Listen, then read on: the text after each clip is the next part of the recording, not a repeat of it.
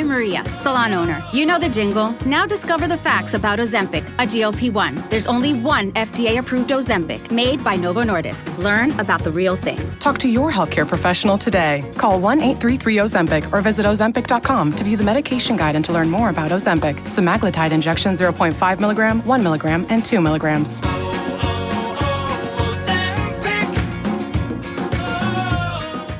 Truckers aren't just moving goods, they're making sure bakers get their chocolate chips and hotels get their tiny soaps.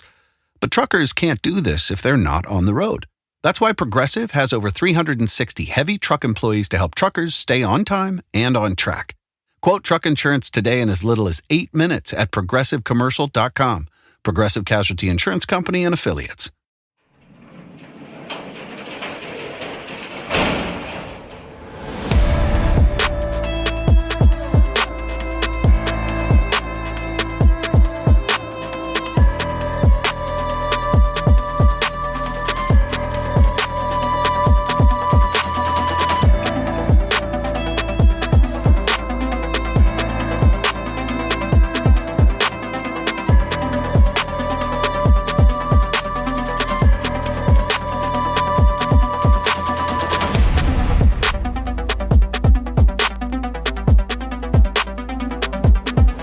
Welcome to True Crime Garage. Wherever you are, whatever you're doing, thanks for listening. I'm your host, Nick, and with me, as always, is a man who knows that the first rule of True Crime Garage is tell everybody. Here is the captain. Yeah, make sure you tell your mom. It's good to be seen and good to see you. Thanks for listening. Thanks for telling a friend. Today in the garage, we are very excited to be sipping on Trotwood Lager with lime juice by the good folks over at Warped Wing Brewing Company. They are all over in the Dayton area and just northeast of Cincinnati. A great brewery that's been doing it the right way for a long time. Trotwood Lager, this one is juiced up with lime. It's a fresh, clean, and a crisp, cold fermented beer with a touch of real lime juice. Enjoyed best when the sun is out. ABV 4%, garage grade 4 out of 5 bottle caps. And let's raise a glass to some of our so fresh and so clean garage friends. First up, a long distance cheers to Al Cronin all the way over in Steinwenden, Germany. Prost. And a big we like your trip goes out to Ash from Raleigh, North Carolina. Here's a cheers to Haley Derryberry in Temple, Texas. Tall cans in the air to Trent Jones in Evansville, Indiana. Next, here's a cheers to the Smiths in Southwest Fort Wayne. And last but certainly not least, we have a cheers to Irene, or iRizzle if you're nasty. Must be an Apple or a Patreon subscriber. Everyone we just mentioned went to truecrimegarage.com and contributed to this week's beer fund. And for that, we thank you. For everything True Crime, check out truecrimegarage.com. While you're there, sign up on the mailing list. And Colonel, that's enough of the business. All right, everybody, gather around, grab a chair, grab a beer. Let's talk some true crime.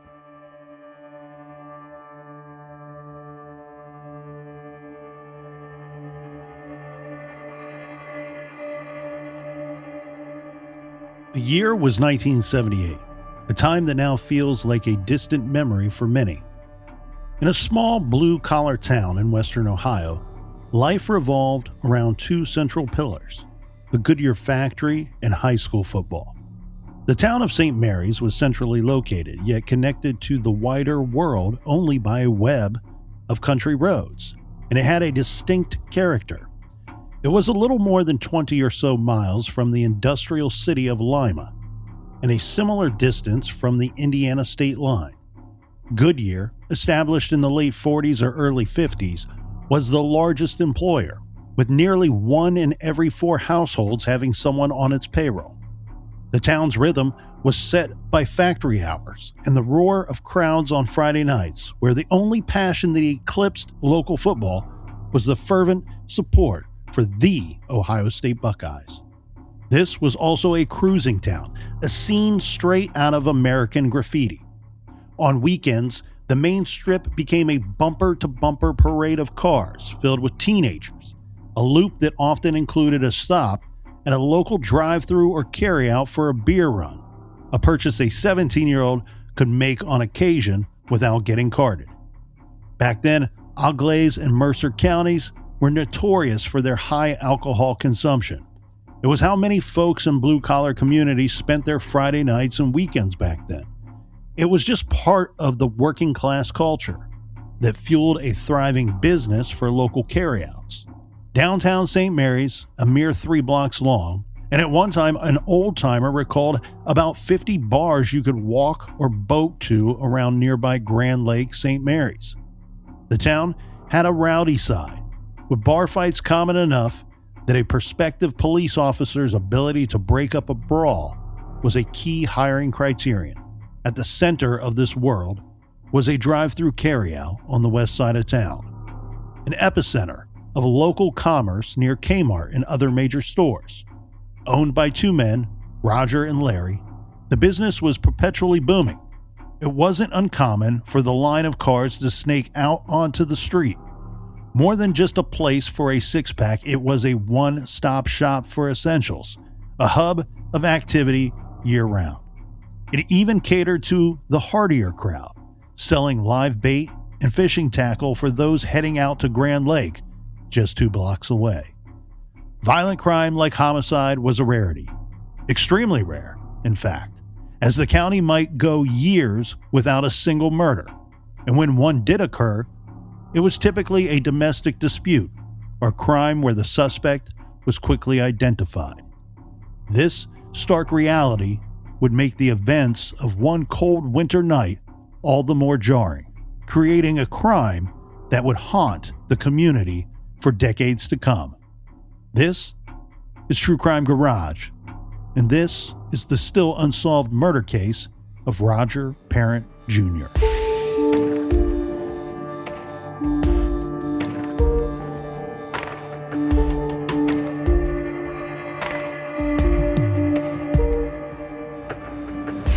On the evening of Friday, December 29th, 1978, Roger Parent, a 33-year-old man, found himself unexpectedly at his post at the drive-thru that he and a longtime friend together owned. It was called the P&S Carryout, located in St. Mary's, Ohio, at 2111 Salina Road. The name P&S Carryout stood for the owners, Roger Parent and Larry Sullivan, P&S. The business was a small white block building with a large Pepsi sign painted on the side. Next to the door, there is a large dark painted arrow pointing to the drive-thru with the words drive-thru service in white. So the small structure included both a drive-thru and a walk-in entrance to the business. Roger Parent Jr. wasn't originally scheduled to work that night. So earlier that day at home, he had received a call from his colleague, Joe Hudson, who wanted to leave his shift at the drive-thru early that night. And an arrangement was made, Captain, and Roger drove the short 3 to 4 minute journey from his home to take over for the night. Joe could take off a little early on this Friday night, and Roger, one of the co-owners, would handle the closing duties and lock up for the night at the end of the shift. Now, that night, my friends, wasn't just any old Friday night in St. Mary's, Ohio. That night was the night of the 1978 Gator Bowl, a collegiate football game. It was a bit of a down year for the Ohio State Buckeyes, going 7-3-1 during the regular season. But the schedule meant playing 7 nationally ranked teams that regular season, going 3-3-1 against those ranked opponents. But the Bucs and legendary coach Woody Hayes were coming off a 14-3 loss to rival Michigan, marking the Buckeyes' 3rd straight loss to that team up north, putting pressure on the team to secure a bowl victory, and even more on their coach, Woody Hayes, to end the season on a high note. Their opponent, the Clemson Tigers, who entered the match with a 9-1 regular season record. The 1978 Gator Bowl was televised nationally by ABC Sports, featuring legendary announcer Keith Jackson. The game kicked off at 9:10 p.m. Eastern Standard Time, but that was exactly 933 miles away in Jacksonville, Florida. Back in St. Mary's, Ohio, the air was still with the quiet hum of a typical winter Friday evening. Many local residents were settled in their homes, maybe with some popcorn or perhaps hosting a watch party at their homes. Whatever the location, many folks most certainly were tuned in and their attention captured by the Ohio State game flickering on television sets. Now, you can tell by today's show title that this story is going to be all centered around this drive-thru, the P&S carryout. And to be fair, it's a carryout / drive-thru, but I'm calling it drive-thru for a few reasons. One, if you were to be driving through town for the first time, I would believe that this is a drive-thru if I were driving through town. The words drive-thru are much more dominant on all of the signage for the business. And the majority of the customers were drive-through customers. The carry-out portion of the business was cool, and it worked like this. The folks that walked up to the little store obviously used the carry-out door, and sometimes folks would pull into the business. They did have a little area there where a couple of cars could park, and you could park your car and then walk in. But our listeners know when you have a great local drive-through, it's the best way and most convenient way to go and quickly and easily collect soda, beer, lottery, snacks, and small items. Now, also, we have owners Roger Parent and Larry Sullivan. These are longtime friends. They grew up in the area. They knew each other since childhood. They went to grade school together. Both Roger Parent and Larry Sullivan worked at the Goodyear Tire and Rubber Company. This is a very large nearby factory job that was putting most of the meat on the tables of families living in this area. I talked to several folks who lived there in the 1970s and the 80s, and they described it as either someone in your house worked at Goodyear or one of your neighbors did. I think it was something like 1 in every 4 households had someone working at that Goodyear. Well, like you said, they both worked there together, and they worked there as they also worked at the drive-thru. That's a lot of time together, my friend, as you and I both know. Roger Parent was born October 28th, 1945 in Akron, Ohio, and he served this greatest of nations, serving in the U.S. Army from 1965 to 1968, was a member of the VFW, the American Legion, the Eagles, and the Bassmasters Association. So both Roger Parent and Larry Sullivan were working at Goodyear. Larry Sullivan was also working part-time at a local carryout.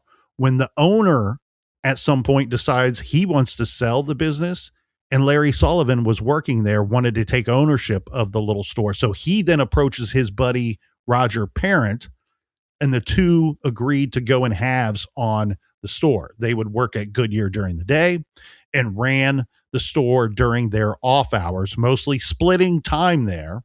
Due to their careers at Goodyear, they did have a handful of part-time employees that would help them run the store. Both Roger and Larry had families, so they couldn't spend every waking hour working at one of the two businesses. Well, I'm guessing the dream was eventually just to work the drive-thru or possibly buy more drive-thrus. Yeah, so back then, especially back then, these larger outfits like Goodyear was a major operation, still is. And back then, I would imagine the idea would be, hey, you put in your time there, 20 years, 25 years. Get a good pension, fairly early retirement, but you're still young enough that you want to do something. And here you have this entrepreneurship where you could run your local store. And this was like a cool local store. This was a favorite of the locals. And so they had a lot of traffic through there, and they were both well known in town because they worked with everybody at Goodyear, and then people knew them from the drive-thru as well. And also, it's nice to know the people at the drive-thru. Now, shout out to the hardworking men and women of the Auglaize County Sheriff's Department, and specifically Sheriff Michael Voorhees, who runs that fine outfit. The Auglaize Sheriff's Department is in Wapakoneta, Ohio, a beautiful town that is famous for, do you know, Captain? Deep down, I know you know. Neil Armstrong, the first man on the moon, grew up in Wapakoneta. Well, if you buy that story, yeah. And some don't. But to the credit of the Sheriff's Department, Auglaize County has one single outstanding cold case homicide, the murder of Roger Parent Jr. They solve violent crimes committed there. They get the bad guys. They lock them up. This case has been worked to the bone, my friends. Roger's case is revisited at least once or twice every year with an all-hands-on-deck approach. This year, they chose to meet with us, True Crime Garage, so that we could cover the story. So they don't mind thinking outside of the box. They have held case presentations in the county over the years to meet with people in the community, sharing the facts and some of the evidence in the case with the public. They have pushed to keep the story in the media as well with an open communication policy with the news and the papers, and now utilizing what I believe to be the best form of media when it comes to true crime and cold cases, podcast. So here we are today talking about this cold case. Now, as we said in the trailer, this is a rather low crime area for the most part, even today, especially violent crime. However, listeners of this show and followers of true crime know businesses that stay open late at night in the 70s and still to this day sometimes are an easy target for bad guys looking to make a quick score. There was and had been one previous robbery in 1974 that took place at this particular store. Okay, so that would be several years before our case that we're talking about here today. But that robbery, Captain, in 1974 had prompted the owners to implement a policy of having 2 employees on duty at closing time. So that 74 robbery did take place near closing time as well. Now, on this particular night, the night in question, for reasons lost to time, it seems like that rule was broken.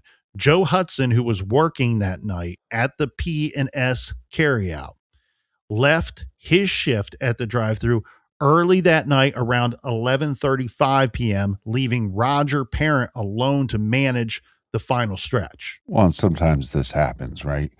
It's a slow night. You have an employee there, but you're the owner trying to be the good guy.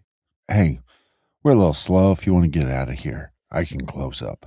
No big deal. Factor in a couple of ththings too.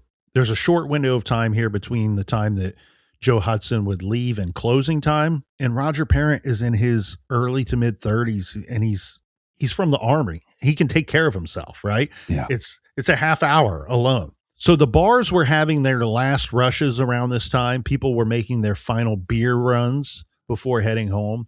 As midnight approached, the flow of drive-through customers was slowing down around this time, now that we're down to one worker.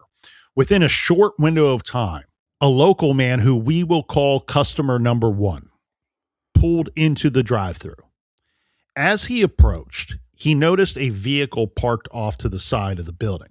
He says a man was standing near this car or this vehicle, briefly kneeling down before standing up again as customer number 1's vehicle passed.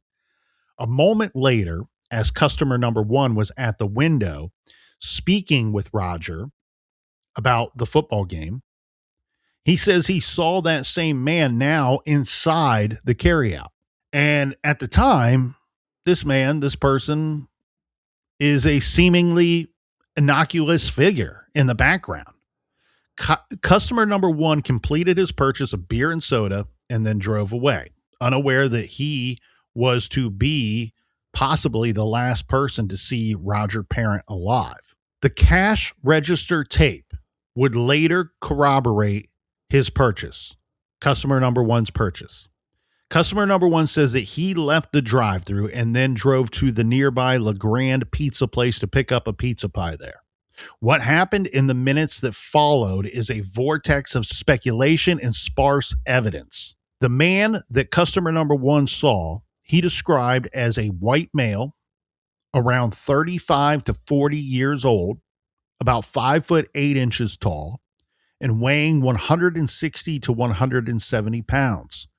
He had curly, sandy colored hair and was wearing blue jeans, a brown or tan jacket, and most notably, a gray hat, describing the hat as like the kind that old men wore to church. Yeah, I'd almost say like a old detective hat, but he also had no facial hair, no glasses, and was a stranger to this eyewitness. Yes, I think that's key here. So customer number one noted that the man kept his hands in his pockets the entire time, a detail suggesting that He was playing pocket pool. he was concealing a weapon. Okay. The witness did not recognize this man, as you had said there, Captain, which in a town like St. Mary's is significant. This was my initial thought too, is you go, well, is he wearing this type of hat to conceal his identity? But he's not wearing any glasses or anything else. So I wonder if this is just a part of his persona. The official timeline suggests the murder took place in a very narrow window of time, sometime around 11:45 p.m. The motive appeared to be robbery. The weapon, a 12-gauge shotgun. But the execution is puzzling. So the killer confronted Roger. Remember, he has a military background. Right. And by all accounts is a level-headed man, but also not one to start fights. There is no sign of a struggle at this murder scene. It seems Roger was either taken completely by surprise or even possibly had his back turned when a 12-gauge shotgun was fired at very close range, directly on or just inches from his back. Roger Parent was wearing his Bassmaster's jacket, a testament to his passion for fishing, which would initially conceal the full extent of the level of bloodshed at the scene. So the cash register tape logged just one more transaction after customer number one's purchase. Remember, customer number one purchased beer and soda before leaving to go pick up a pizza. After that purchase, and after customer number one had left the drive-thru, a single pack of cigarettes was logged as a transaction on the register. Does it show that it was paid for? Because I remember back in the day, you'd pull into the drive-thru. They would take your order. You go, give me a pack of Marlboro Lights, give me a 6-pack, give me a can of Coke. They would go to the register, normally type something in, and then come back to give you the items and then also to collect the payment. Correct.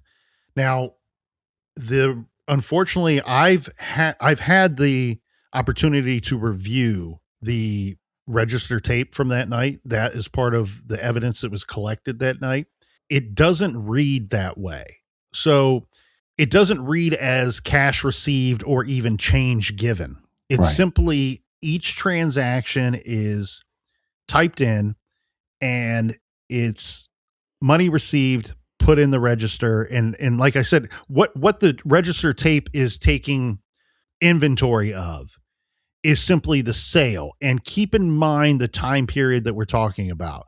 We have folks that run cash registers today, and they can be quite complicated with the computer screens and everything. But back then, it was even more work to run a register because oftentimes the machine isn't generating the change that you are to give for them. Here with this cash register, who knows how old this thing was? My guess is they had this cash register. It came with the store when they bought it years prior.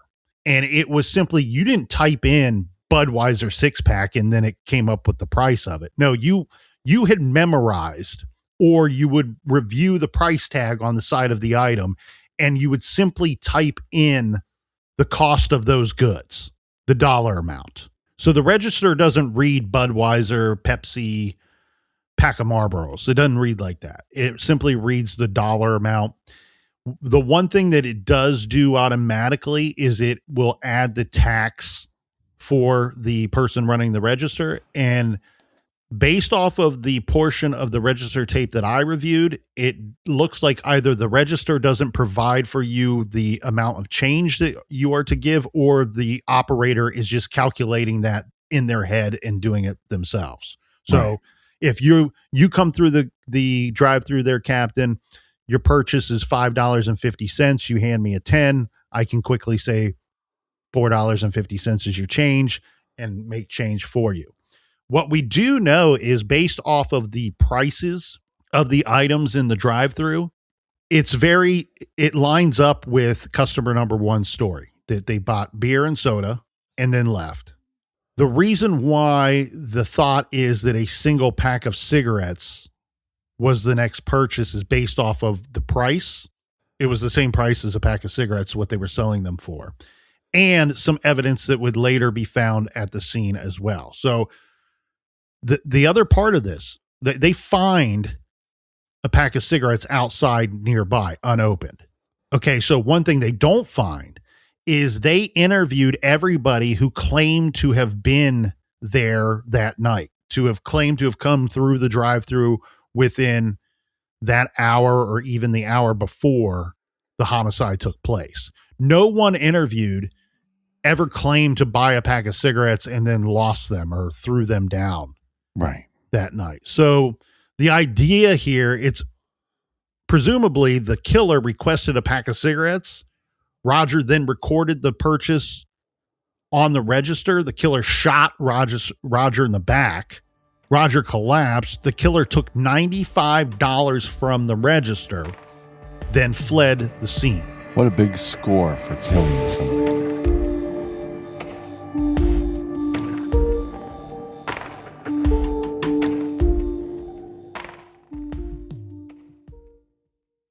There are moments that define who you are and who you're becoming. And when those moments arrive, what you drive should rise to meet them. The Range Rover Sport commands attention from the very first glance. Every line, every detail, engineered for impact. Inside, refinement takes over, with sculpted 22-way heated seating with available massage and a 13.1-inch touchscreen that puts everything within easy reach. But the Range Rover Sport isn't just about luxury. It's about uncompromised performance, too, delivering a powerful, agile drive that feels as confident as it looks. And with nearly endless ways to personalize, from interior finishes to wheels to unique colors and accessories, your Range Rover Sport becomes unmistakably yours. For those who expect more from every moment, there's a vehicle designed to meet it. The Range Rover Sport. Exclusive offers available now. Explore further at rangerover.com. Hi, I'm Chef Franklin Becker. You know the jingle. Now discover the facts about Ozempic, a GLP-1. There's only one FDA-approved Ozempic made by Novo Nordisk. Learn about the real thing. Talk to your healthcare professional today. Call 1-833-OZEMPIC or visit Ozempic.com to view the medication guide and to learn more about Ozempic. Semaglutide injection 0.5 milligram, 1 milligram, and 2 milligrams.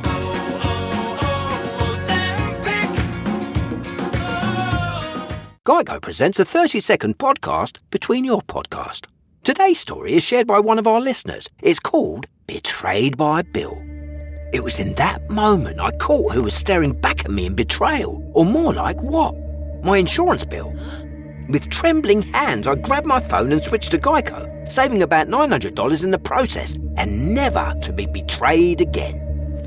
Now that was bloody riveting. It feels good when the story ends with savings. It feels good to Geico. Ryan Reynolds here from Mint Mobile.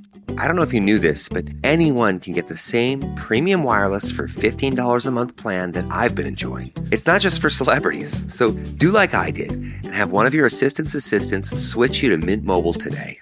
I'm told it's super easy to do at mintmobile.com/switch. Upfront payment of $45 for 3-month plan, equivalent to $15 per month required. Intro rate first 3 months only, then full price plan options available. Taxes and fees extra. See full terms at mintmobile.com.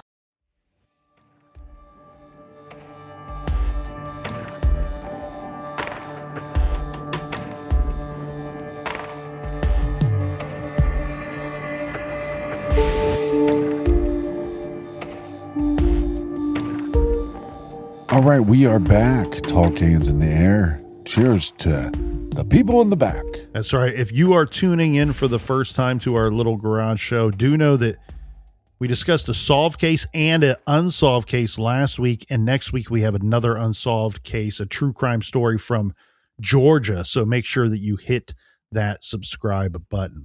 Now, that night, the silence of the night was broken, but not by the gunshot, because that squatty little solid block building sealed the sound, muffled the sound of that gunshot. So the silence of that late Friday night was broken by a chilling discovery.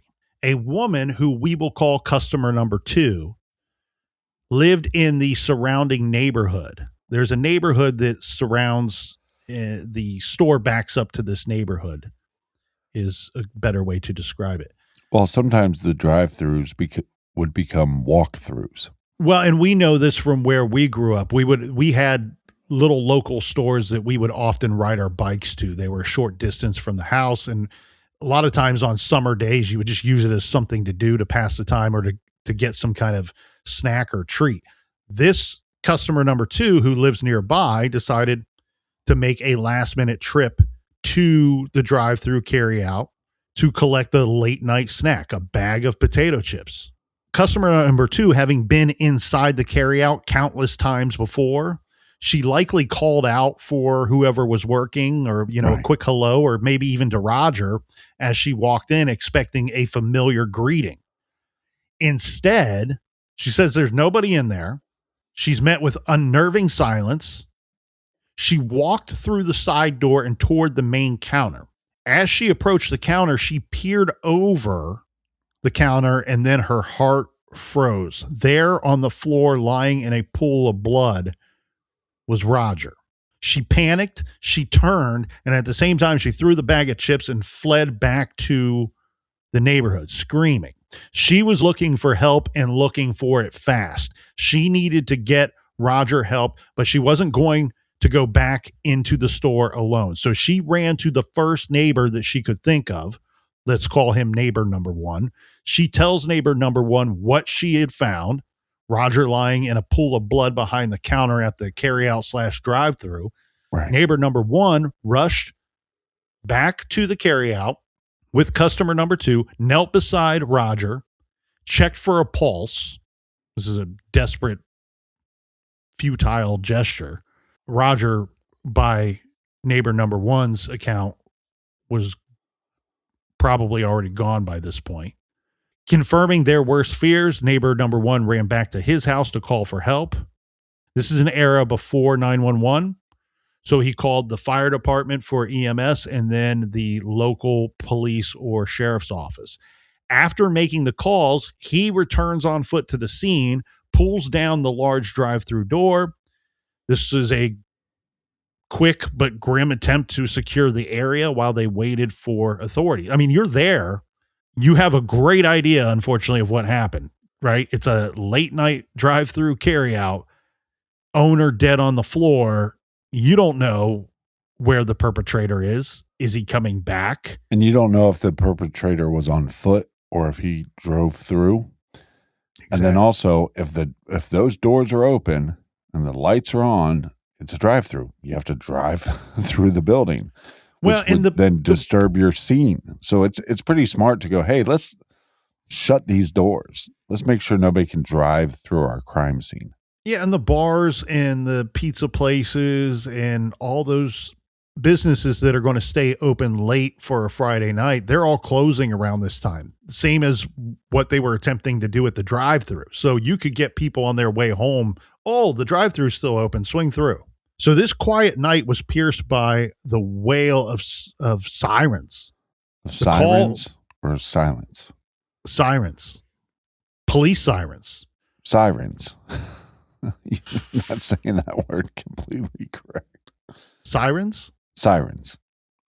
That's better. I don't know what you were hearing, but I was saying sirens. I'm telling you, the listeners, they heard it. Hopefully you can delete this portion in post. No.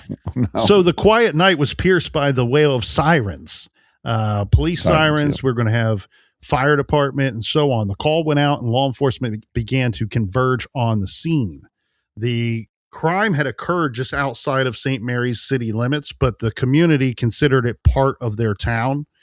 We have a designated township deputy, a man named Marsh, was known to be close by. This is due to the high concentration of bars around this area. This is a lake community. According to one of the firefighters who arrived at 12:03 a.m., Deputy Marsh had already beaten them to the location. Customer number 2 and neighbor number 1, who had discovered the body, had to open the door for him, granting the first official access. It wasn't until Roger's body was moved that the true volume of blood became apparent. Yeah. His glasses were found on the floor near his head. A brand new, unopened pack of Marlboro cigarettes was found on the ground just outside of the store. Its exact location nearby. It looks to me that either someone simply dropped them. I mean, there is a chance that these cigarettes have little to nothing to do with the case at all. But like you said, it matches. Maybe somebody purchased them there and dropped them on accident. Maybe somebody had them on their lap when they got out of their car and they fell to the ground. But it seems to stand to reason, or at least basic logic, that when you have this purchase of what would be the exact cost of Marlboro cigarettes as the last recorded transaction on the register, and the cigarettes found outside, that either A, the killer did this to distract Roger Parent, or actually wanted the cigarettes and dropped them on his way fleeing the scene. Well, and I don't know if we have evidence if the killer drove through the drive-thru or if they walked through, because to me, if you're going to commit this crime, it'd just be easier to walk in, commit the crime, because if you're going to take money, if the motive is to take money from the cash register, then if you just walk in, you don't have to get out of your vehicle, if that makes any sense. Well, exactly. You would pull up, and then the problem you would have if you chose to go into the drive-thru, exit your vehicle, and get the money, regardless of where you shoot the clerk, you have the potential of somebody pulling up behind you, reading your license plate, seeing you getting back in the car, and then once they figure out that there's a robbery homicide here, if you were trying to conceal your identity, now you have a big problem. Your car is sitting under lights for a great description. Your plate would be easily visible to anybody behind you. So it stands to reason that the person would want to come inside if this was something that they had thought through and had a general understanding of the store. This also goes along with what customer number 1 is saying, right? He's saying when I approached the drive-thru, I'm in my vehicle. I drove past a guy that he was near a vehicle parked off to the side. And then once I'm in the drive-thru and talking to Roger, I then see the man in the background, that same man. He's on foot inside the carryout, waiting for me and Roger to be done talking. Right. And then I left. Everything was normal when I left. So back to that item at the scene, a brand new unopened pack of Marlboro cigarettes found outside, just outside, that it's assumed to be the very pack from the final ghost purchase of the night. Had Roger rung up the cigarettes and handed them over before being shot, or was the request a diversion to get close without raising suspicion? Well, and sometimes people rob locations and they don't have a full understanding of the business. So they go, okay, well, I'm going to rob them towards the end of the night because that's when they're going to have the most money. Mm-hmm.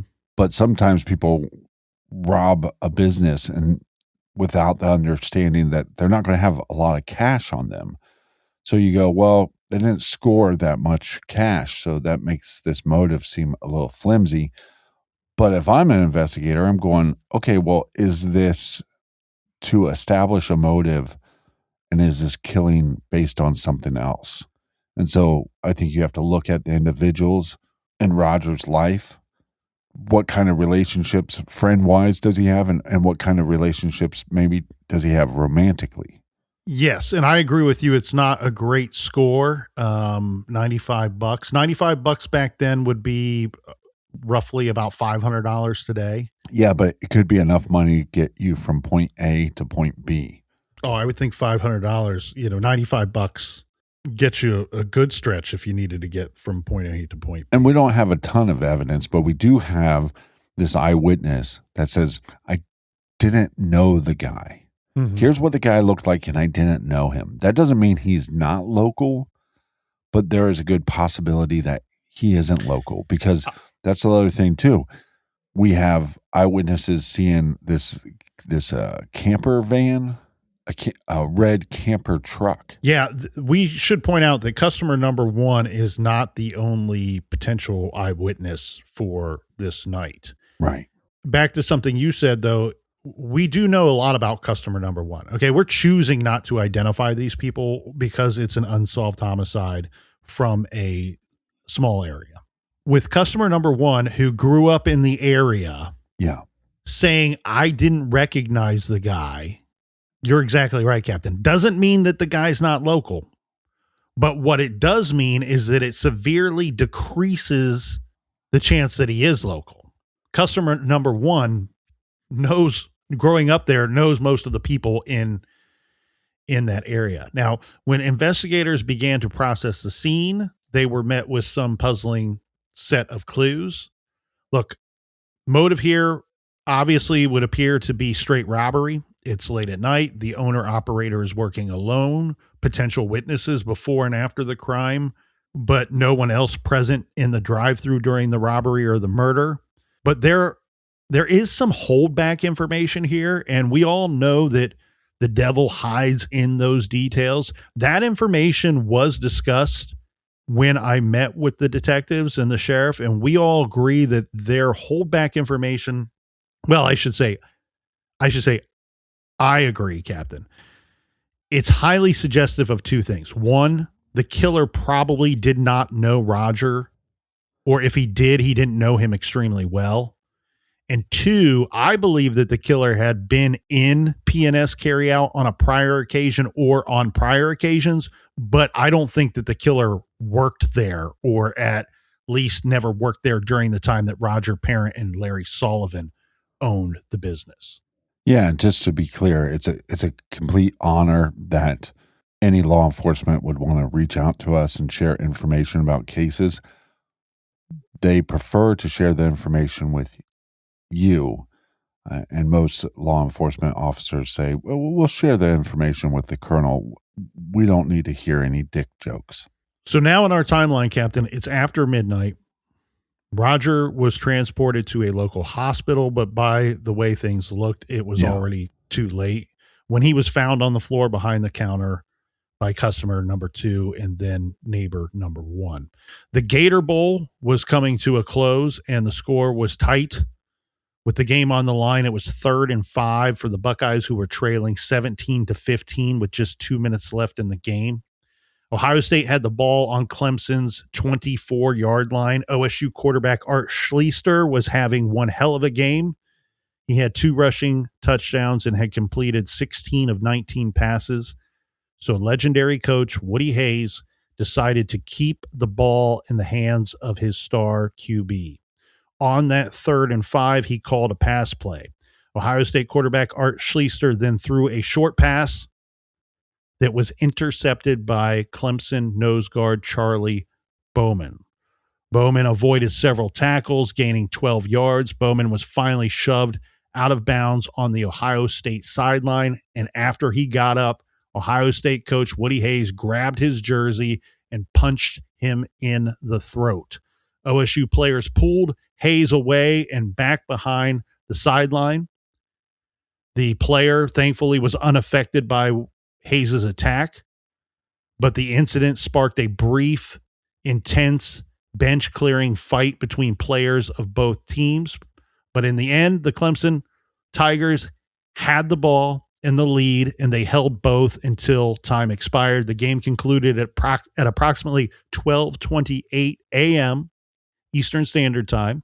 The final score, Clemson 17, Ohio State 15. Well, just to be clear for the listeners out there that don't like sports, you're not allowed to punch the other team's players if you're a coach. That's not allowed. I don't think anybody's allowed to punch the other team's players. Roger Parent, a guy who everyone knew, not just because he was a good dude, but also because he had worked for years at the factory that was very much the backbone of the community, and he co-owned the best drive-through and carry-out in town, was pronounced dead at the hospital. OSU coach Woody Hayes was fired the next morning, and since that day, for the folks of St. Mary's and Auglaize County, those two events have always been tied together. Right. It will always be the night that Woody Hayes punched that Clemson player and the night that someone walked into the P&S carryout and shot Roger Parent in cold blood.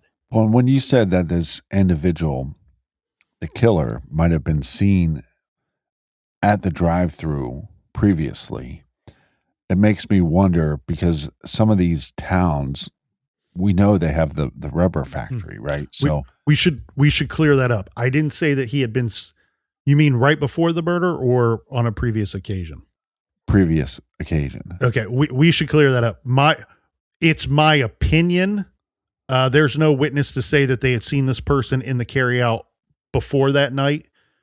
It's my opinion based off of the evidence that was reviewed with the sheriff's department that Right. I believe the perpetrator had been in the carryout prior to that night on at least one occasion. No, and that's interesting because, like I said, these towns would be known to have these factories, and sometimes, especially more back in the day, people would drive a distance to get a job like this because, hey, it's going to cost me a little bit more in gas, but it's a solid job with a solid retirement plan. I believe that the guy was probably local, but not local. I think he was like next town over local. I think that it was an individual that probably had been there before and knew that they stayed open late and that there would likely be only one person in. I think it was somebody going straight for a robbery and straight to look to take whatever was in that register. And they might have also had knowledge that this game was going to be on. I mean, this would have been a big deal game, especially around this time period. Well, heck, I mean, back then, it's like once it hit dark, there was just not that many people on the roads. A crucial detail from the autopsy report: Roger was shot once in the back with a sawed-off shotgun. So they were able to determine that it was a sawed-off shotgun fired at very, very close range. I know we described some of that prior, but what they did was a grease test on his jacket, and the wadding from the shell that had passed through his body had helped determine the proximity of the weapon at the time that it was fired. Right. A sawed-off shotgun would have been easily concealable under a coat. This may explain why the individual in the carryout, witnessed by a couple of people outside and then inside by customer number one, was seen without a weapon and is in fact the murderer. So again, the whole thing here is, and it goes back to something that you were saying earlier, but it's the round table discussion of, well, did he shoot Roger first? If he did, how did he manage to get the register open? But the more practical side of this says that he probably requested the cigarettes. We don't know if that was actually paid for, if he handed over any money, and he requested the cigarettes, giving him just enough time to have the victim turn away so he could pull out the weapon. Either the weapon wasn't present and he asked Roger for another item and Roger turns his back, or the weapon is present and Roger turns his back to turn away from the gun and then is shot. Which makes a lot of sense. It also makes me wonder too, does Roger have the pack of cigarettes, and when he turns, kind of tosses them, or do they fall on the ground, and then the killer, when he turns to get away, kicks them by accident? I know it's a nothing burger, but this is an interesting scene. It is. And I'm glad that you want to stick with this for a minute, because the cigarettes to me are troubling. Okay. Because think of the scenario. What would the killer, it's suggestive that based off the register tape and the cigarettes being found outside unopened, that the killer gets these cigarettes and then in the course of fleeing either drops them or throws them down because he's not even a smoker, gets in his car, drives off with $95 cash and a smoking hot gun. But what did I just say there? He also has cash and the gun. The guy doesn't have 3 hands. Right. And the cigarettes, if they were the ones that were rang up, made their way outside of the drive-through carryout. I mean, it's possible he has 3 hands, but the eyewitness never stated that he saw a man with 3 hands. I'm just saying the likelihood that the cigarettes fell out of a pocket seem much less to me than if they were just tossed or he dropped them. But in his hands, presumably at this time, he's got 3 things: the gun, the cash, and the cigarettes. Yeah, but this seems so violent to me that makes me wonder, okay, if he's not a smoker, then picking out that as an item is a ruse. Is that the only ruse? And would you kill somebody over $95? Or is there another motive? And because this makes sense to me, it wouldn't take a rocket scientist to go, hey, I want this guy dead for whatever reason. I will go to his place of work where I have easy access to go in and out. I will ask to purchase a pack of cigarettes, and then I will shoot him and I'll rob him. And then people will assume that this was just a robbery that went bad. And so I really want to know what was going on in his personal life. Well, but there's also the old adage of leave no witness, right? Regardless if you know the individual or not. And this has really the ongoing theories for investigators here have time and time again that they're forced to revisit are 2 primary scenarios for the murder. First, like you said, a robbery gone bad. The perpetrator didn't intend to kill Roger, but was startled, nervous. Perhaps Roger reached for the cigarettes and the shotgun goes off. The second was an intentional premeditated murder, where it could be either A, like you say, maybe there's a reason for this individual to want to kill Roger Parent, or it's just simply premeditated in the sense that the killer waited for other employees to be gone, Joe to leave, knowing that the cash register would potentially be at its fullest at the end of the night, goes in there to collect the money and decides I'm leaving no witness.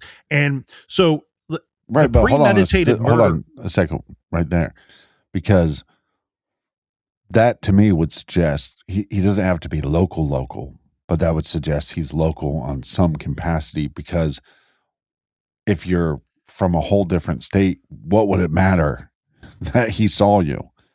You're going to take the $95 and within an hour, you're in a different state. So, but if you're local, then you would be worried about him identifying you. Or someone else seeing you.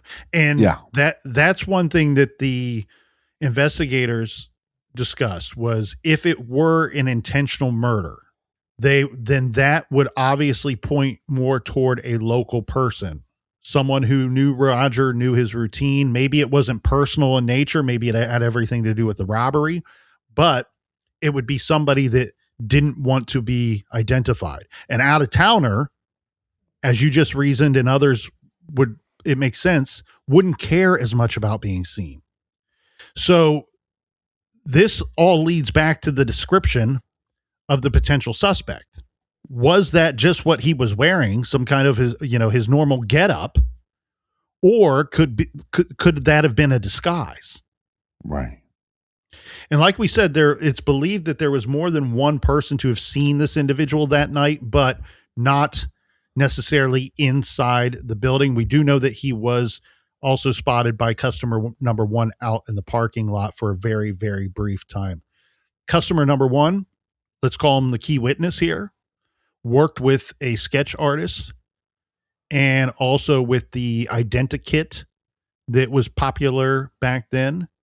That's where you kind of go through and you pick out the nose that looks the best. You pick out the hat that looks the best. And by the time you go through picking everything out, you have your complete description of the individual. One thing we're going to be releasing that has not been widespread to this point, there are the suspect composite sketches, a profile picture, as well as a profile sketch. Right. As well as a front view sketch. But there's also that identikit. That's not been widespread to this point. And the sheriff's department and we all agree that needs to be thrown out there as much as the sketch itself, because to me, they look very, very similar, but they don't look the same. And I think that the other one could hopefully trigger someone's memory better than what the sketch has for all this time. The other part of this, though, too, that's interesting is this stupid hat. Okay. The image of the suspect depicts a man in a hat. Yeah. And you described it a little differently than I did. I've seen stupider hats. I think both of our descriptions are good. I also think that the one of the witnesses' descriptions of what kind of hat was it? He didn't name what kind of hat it was. He says, it was the kind that, old men might wear to church on Sunday. Yeah. Then others seeing the hat, the drawing of the hat, have described it as a fedora. Then this is interesting because with all these cases, especially these old ones, what's one of the things that we like the most here in the garage? Talk to the local people and hear their suspicions and hear what the rumors were that they were hearing at the time. Because we've seen this, not every case, but many, many cases, that something that was said by the locals early on ends up being true. There's some truth to it once the solution is presented for the mystery. So one thing that the local old timers have suggested to the sheriff's department in this case, one thing we need to keep in mind, 1978, none of the guys working the case today were on the sheriff's department at that time. In fact, the meeting that we had, a room full of 10 people, there was one individual that was old enough to know the area and the people at the time in that meeting. He was like 8 at the time of the murder. Right. Some locals, when they presented this case to the public, like I said, they've gone to the public many times and presented the case to the public.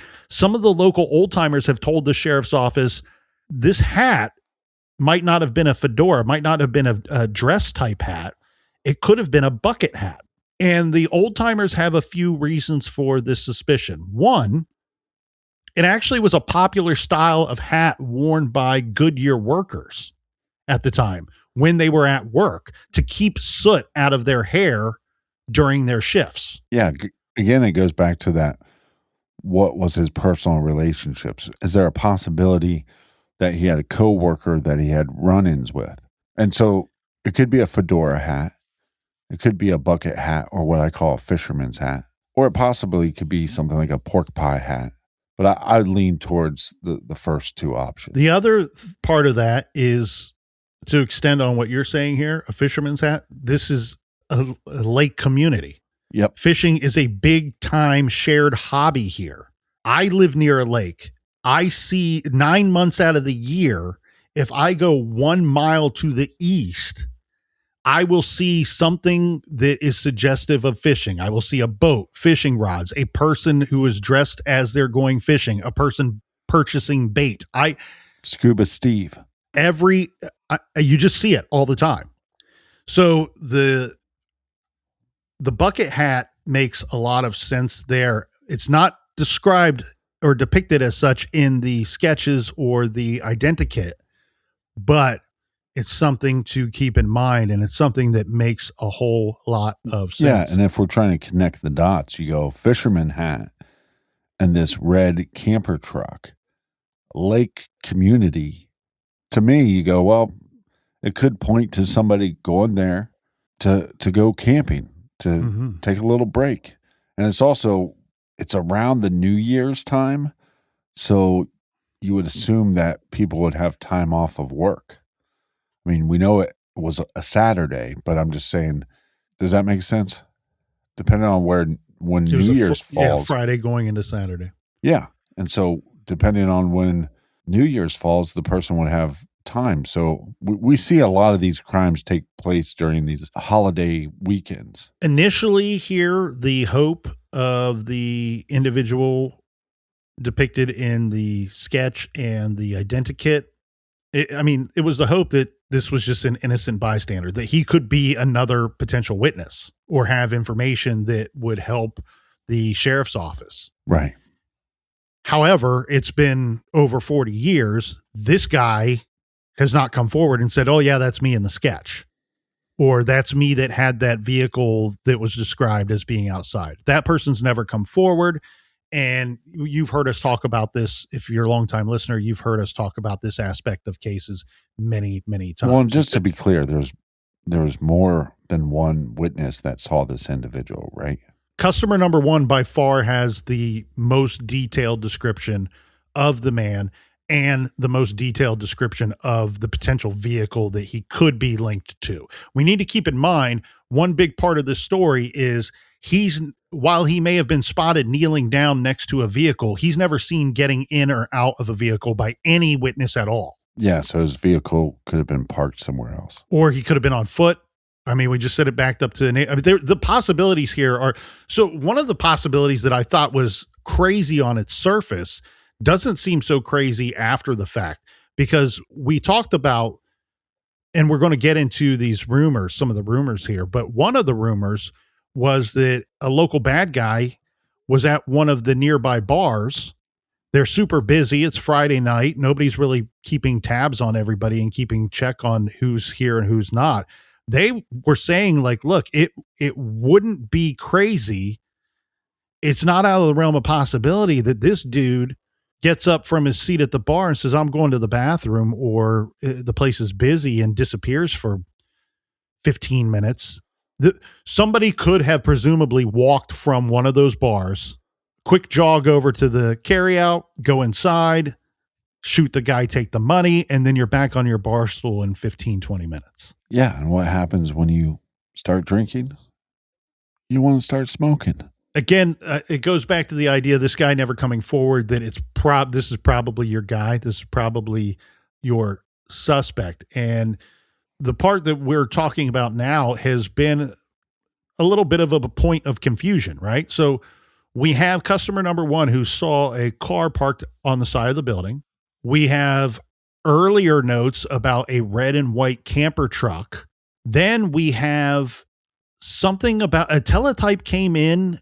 It was circulating about an orange Pinto that was urging officers to be on the lookout for an orange Pinto, but use caution.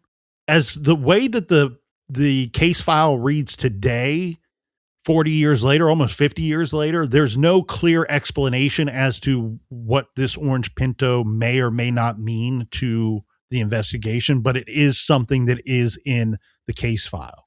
Turn of the year, New Year's comes. By January 1979, the community buzzed with rumors as they tried to piece together this puzzle.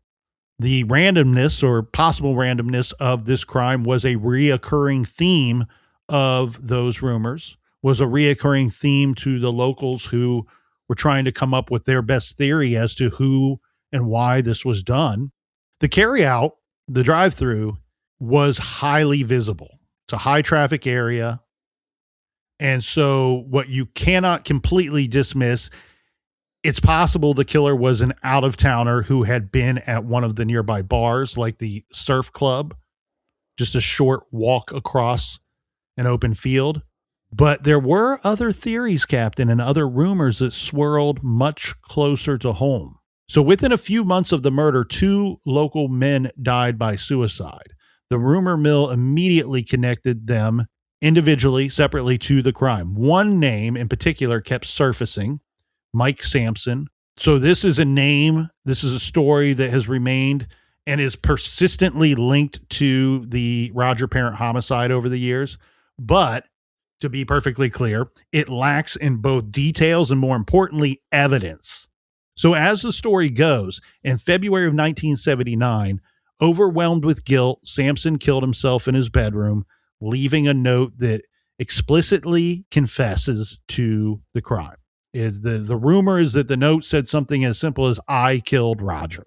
Now, according to that local rumor, the father discovered the scene and destroys the note to protect his family's reputation. Investigators looked into this theory time and time again, actually. They've revisited this theory. But the official reports on Sampson's death contain no mention of a note.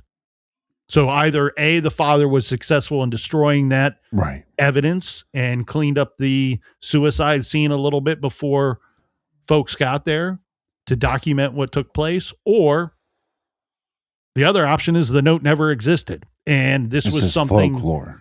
Something that was made up. It was something that was made up to reconcile both of these events. Well, and this would go against the eyewitness reports, right? I mean, I'm assuming that this guy was younger than 35 to 40. Yeah, actually, you're spot on with that. He would have been in his early 20s, and I asked the older gentleman to describe this individual that was in our meeting. And now, again, he was 8 years old at this time, but it's an area where everybody practically knows everybody. And he said that, and the others in the room agreed with him based off of what they've heard over the years, that this individual, unfortunately, who did take his own life, regardless of the circumstances, was described to me as somebody that wasn't functioning on a normal level. They were hesitant to give a diagnosis, but did say that today this individual would have, there would have been a certain term for why he was not functioning on a normal level. He was somebody that never lived outside of his parents' home. He was somebody that did get into trouble on occasion, got into trouble fairly regularly as an adult, but they're suspicious that it was more in regard of his condition rather than being just an evil, terrible human being. But still could be responsible for a heinous crime. Yeah. That other suicide occurred the same year, 1979. This also drew the attention of investigators at the time and, of course, the locals. This individual, his name is Alan Mockenball. He took his own life shortly after the murder. His wife says that she believed that it was because he knew who killed Roger. Right. Maybe not that he did it. She says that the sheriff's department has a bit of an issue with this story because there was a lot of turmoil in this marriage. So they're not living together at the time that Alan takes his life. They suspect that is probably why he took his life, that his marriage and his family had completely fallen apart, mostly by his own wrongdoing. But can be a big stressor. As the story goes, or as the rumor has always been, he called his soon-to-be ex-wife and said, "I know who did it," naming the person that was responsible. Then he takes his own life. So the investigators agreed at the time of a couple things.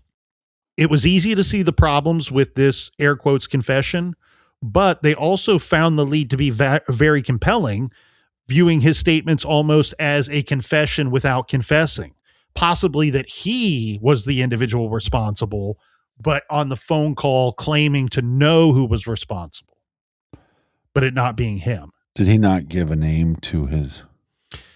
The rumor, as the story goes, is that he gave a name to the wife, and this name was passed along to investigators. The name has never surfaced, though. Interesting.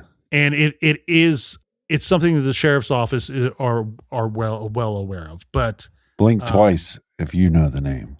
If I do, I did know the name and I don't know it today. Sometimes I purposely forget things. It's in the interest of it's in the best interest of the case for me to forget things. Another suspicion, and this hits very close to home. So as the years passed, Roger Parent's brother, the victim's brother, his name is Larry, not to be confused with Larry Sullivan, who was co-owner. So as this story goes, Roger's brother, Larry, who was at a party the night of the murder, began to form his own suspicion. So he was at a football party that night. He shared a story about another one of the brothers, Louis Parent. He says, look, Louis owned a lot of guns, a lot of shotguns. He was known to associate at the time with what he referred to as a rough crowd. And he was always in need of money.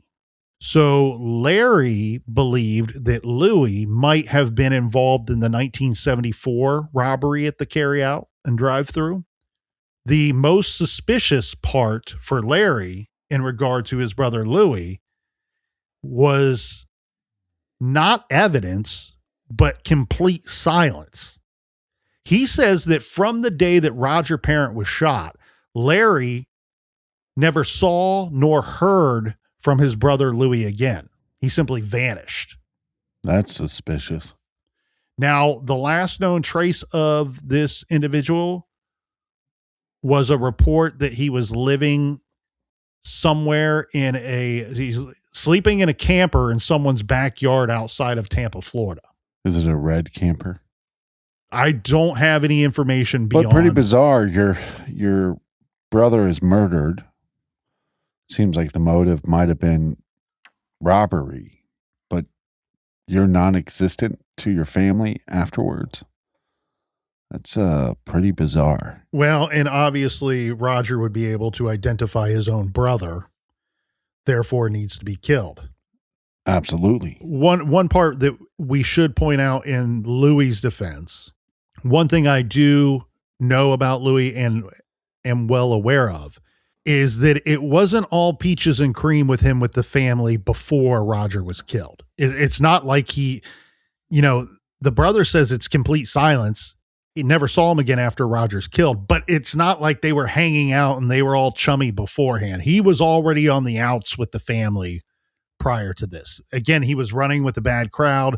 He was always in need of money. He wasn't somebody in the family that the family members were looking forward to seeing or kept in regular contact with. Well, and also you can go down a rabbit hole of maybe this brother knew what happened to his brother and knew that those guys or that guy was a bad individual and he had to get out of town. Decades later, the murder of Roger Parent remains unsolved. The physical evidence, the pack of Marlboros, was collected. Modern forensic analysis has unfortunately yielded nothing on that. We do have a single fingerprint that was found on the pack of cigarettes. It's been checked against databases for years, but never produced a match. They also have the slug in the wad from the shotgun collected by the Bureau of Criminal Investigation, BCI. That remains as well. We have the sketch based on a man seen in the drive-thru shortly before the murder. A white man aged 35 to 40 with a brimmed hat was seen by an unspecified number of witnesses at the P&S carryout around the time of Roger Parent's murder. And keep in mind, that's such a short window, right? With people going in and out of there, that only closes that window and makes it even smaller. Witnesses described the suspect as a Caucasian man between the ages of 35 and 40, about 5'8" tall, 160 to 170 pounds, curly, sandy colored hair, was wearing a man's old-fashioned wide brim felt hat. Some say it was gray. He was also wearing a light brown or tan 3/4 length coat and blue jeans, had no facial hair, no glasses, was a stranger to our best witness, customer number 1, kept his hands in his pockets the entire time, and he was a walk-in customer and was not seen getting into or out of a vehicle. The identity of the man in the sketch and the identikit has yet to be identified, according to Auglaize County Sheriff's Department. Before we wrap here today, we mentioned that Pinto was able to track down some more info on this Pinto, and figuring out if it's directly connected or not is difficult based on the case file. But that Pinto was also spotted at a 7-Eleven, and there were 3 people inside this vehicle. There was an individual that had a jacket on that had the words Black Bull Inn on the back of that jacket. And that would have been a business that would have been a town or so over. It's referred to as kind of a legit biker bar, a hangout for bike clubs bike clubs like the Outlaws from Lima and the local Barbarians, as they were called back in 78, 79. The problem with this and how much weight do you put into this lead has always been that the suspect's description did not match that of a typical biker or the people that would frequent that Black Bull Inn on a Friday night. Right. So it was really it's an interesting lead. I know that they have attempted to follow up on it over the years and will continue to follow up on all these leads that we've discussed here today. But it really, truly is just another piece of a very complex puzzle. I do want to give a shout out to Abigail Miller, who wrote a great article. There's not, while the Sheriff's Department have kept in close contact with the media and given presentations to the community and the public over the years on this case, there's not been a lot of media on this story in the 40 some years that have gone by. And Abigail Miller's piece that she did, titled Cold Case, Who Killed This Man, from 2023 in the Daily Standard, was the best one that I came across when looking for information outside of the Sheriff's Department.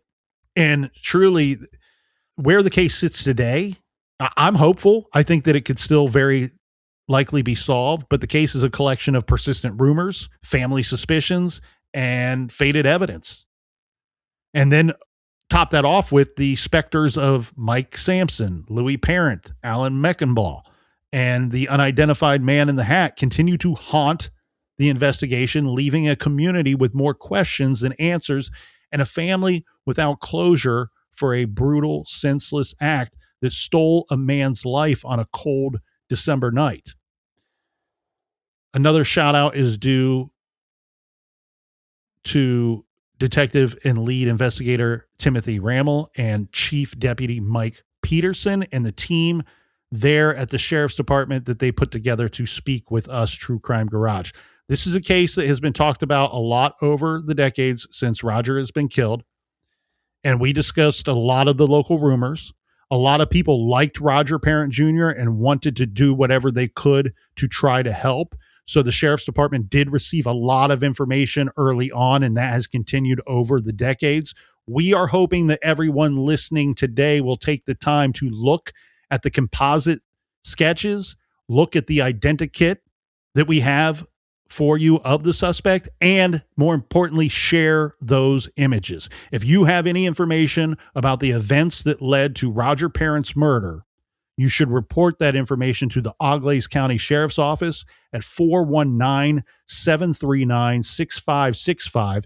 Ask to speak with Detective Tim Rammel or Chief Deputy Mike Peterson. Callers can remain anonymous, and tips can also be sent in anonymously through the Sheriff's Office's website.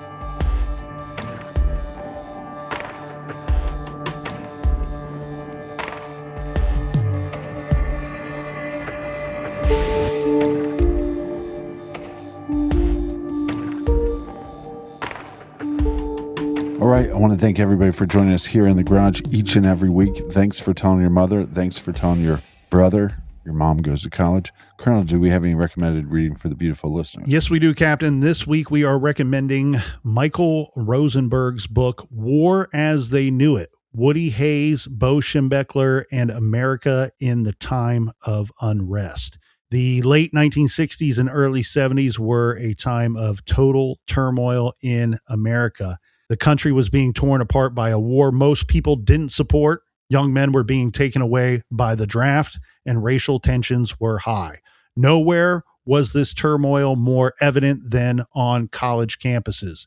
The uncertain times presented a challenge to two of the greatest football coaches of all time.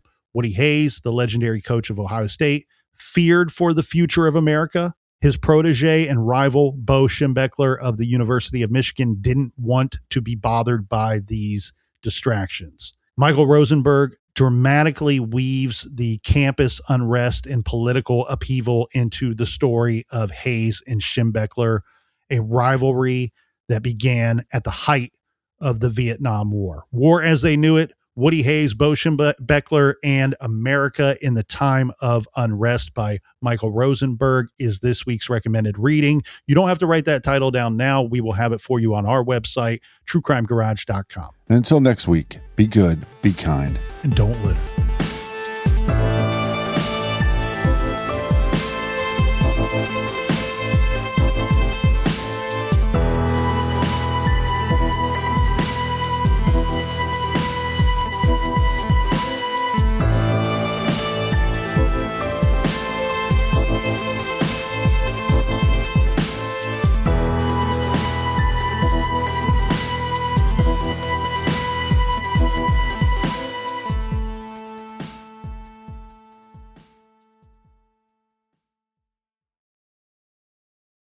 Support for this podcast comes from Progressive, America's #1 boat insurer. We've all made mistakes on the water, but there's one mistake you shouldn't make: being uninsured. With Progressive Boat Insurance, you can choose coverage for most mistakes you or other boaters could make, helping you float carefree all season long. Quote today: Progressive Casualty Insurance Company and Affiliates. #1 rating based on 2024 filings with state departments of insurance.